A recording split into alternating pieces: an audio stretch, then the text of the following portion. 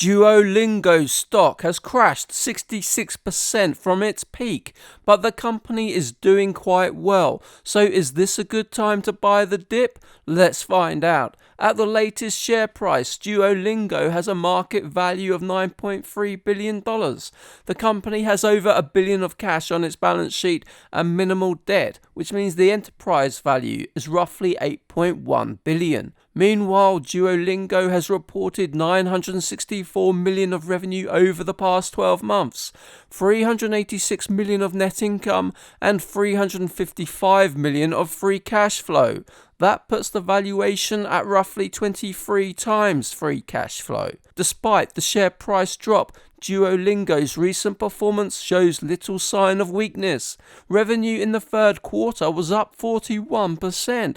Paid subscribers increased 34%. Daily active users grew 36%. And adjusted EBITDA margin advanced by 5 percentage points. So why is the stock down? I can think of 3 reasons. First, management signaled in the latest shareholder letter that it would be turning its focus away from monetization and towards user growth. Such an adjustment, although minor, reduces earnings in the near term. Second, Duolingo stock was simply overvalued to begin with. In May of this year, the stock was valued at almost 30 times revenue. Third, and most importantly, investors are questioning whether Duolingo can continue to thrive in a world of AI. Artificial intelligence can already deliver real-time language translation, and new rivals built around AI tutors have been popping up left, right, and center. Duolingo's ambitions to expand across different subjects like maths, chess and music may face more competition than ever before. However, Duolingo's CEO Louis van Arn is a talented operator and he does have a good response.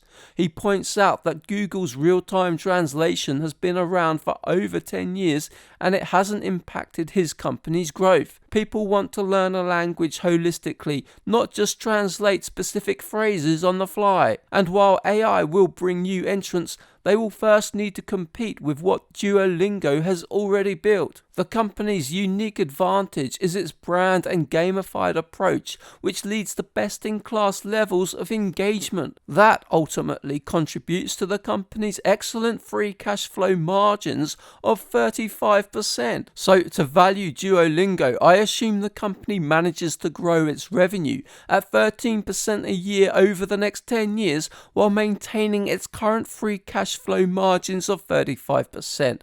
In that scenario, Duolingo would experience slower growth but still generate roughly $7.5 billion of free cash flow over the next 10 years. Using a discount rate of 10%, a terminal multiple of 15, and accounting for 1% annual share dilution, I get to a fair value of $226 a share, which is 22% above the current price. That seems achievable. Duolingo stock has clearly been hit on fears of AI disruption, but the company's financials show no evidence of that, and it seems unwise to bet against this management team. But these are my personal opinions, not financial advice, and I currently hold no position in Duolingo stock. For more investing videos, make sure to join my newsletter at 3minutebreakdowns.com. Thank you for watching.